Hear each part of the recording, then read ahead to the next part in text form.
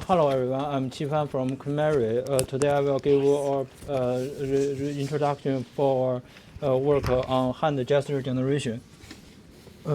For hand gesture generation, and so our work is I want to address the problem of unnatural gesture generated. So as shown here, here is the four typical unnatural gesture generated by the diffusion model. And why this happens? We believe this problem into two reasons. The first is our hand actually is a small region of the whole body. So when we train the model with the Euro-human-centric data, then it's hard to focus on the hand region, and the hand feature will be overwhelmed by the other features.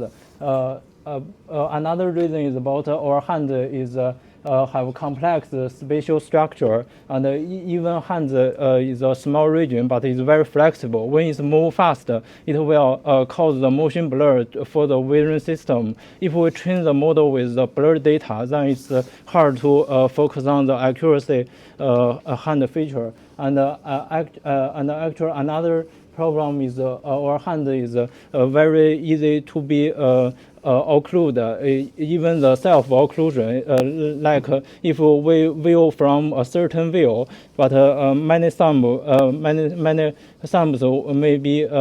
fingers may be occluded from a certain view. So our solution is first construction or gesture close-up data focus on the hand region, and another is doing the comprehensive gesture space modeling. So here is the first thing about multimodal gesture data curation pipeline. So the first we found that the open pose is the old pose annotator. Open pose is sensitive to motion blur. When motion blur happens, some key points are missing. So we count the key points number to a threshold. If severe motion blur happens, then this frames is dropped out. Then we got the clean data. Then we annotate the clean frames with the latest annotator. Then got the accuracy annotation. So the inside here is we use the old model for the data filter and use the latest model for annotation. Another comes our multi-view annotation pipeline. So we first use the hammer to estimate the manual mesh of the hand gesture. Then we do the coordinate transformation to rendering the mesh into 6 basic views.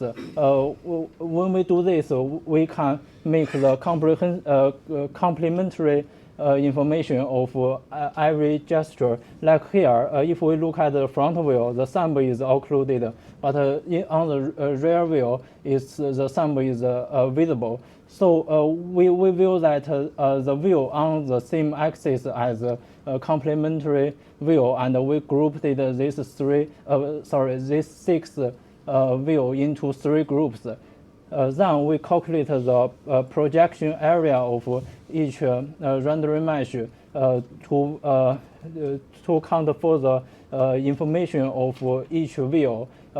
We selected the most informative view pairs based on the projection area, and use the most large area as the multi-view pair for the model training. Then here is the example of our multi-view and multimodal gesture close-up data set. So we can say we have text coordinates and single view vision and multi-view vision annotations. So next we want to dig the information of the multi-view. So first we design the dual stream rendering encoder to joint learning the multi-view information. then we design the gated network, gated fusion network based on the attention score for each modalities. This network is used into each modality to combine each feature with the bounding box feature. By this way, we give the positional information for each modalities. Then all this model used into the adapter named moving to get the diffusion model to generate the accuracy hand region.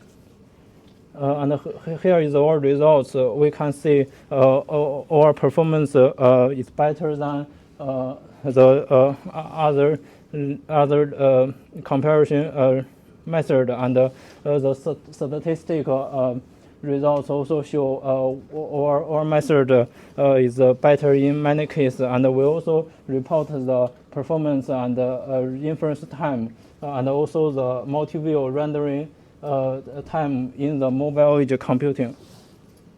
And here is the evaluation study.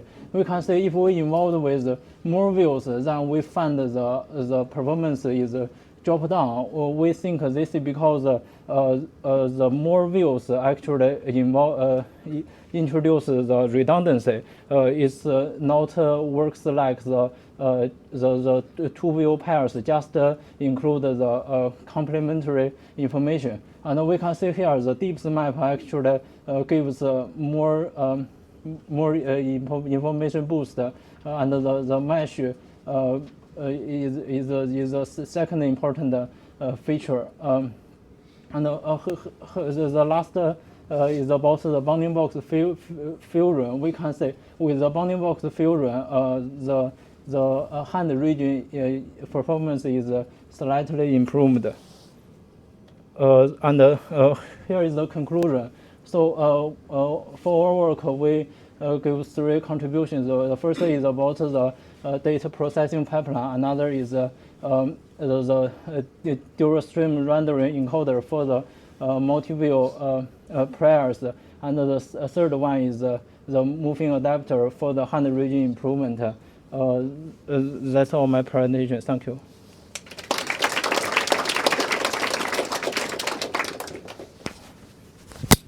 Sorry. Any question? Okay. Thank you. Have you tried this with other kind of videos like anime videos or computer generated videos or images? Yes, thank you for your suggestion. We currently mainly test with the high-grade dataset and the how-to Sun and the Phoenix Sun language dataset. So in the future work, we will involve with more hand-object interaction dataset, and also your suggestions or other video hand monopoly videos. Yeah, thank you. Yeah, and my second question is the bounding box fusion you do, the bounding box coordinates, the fourth point that you had, the bounding box, yeah. How do you define the coordinates? Do you do it relatively to the image size or? Yeah, it's relatively to the whole image. Actually, it's also output of the Hammer annotator. Okay. Yeah. Thank you. Thank you.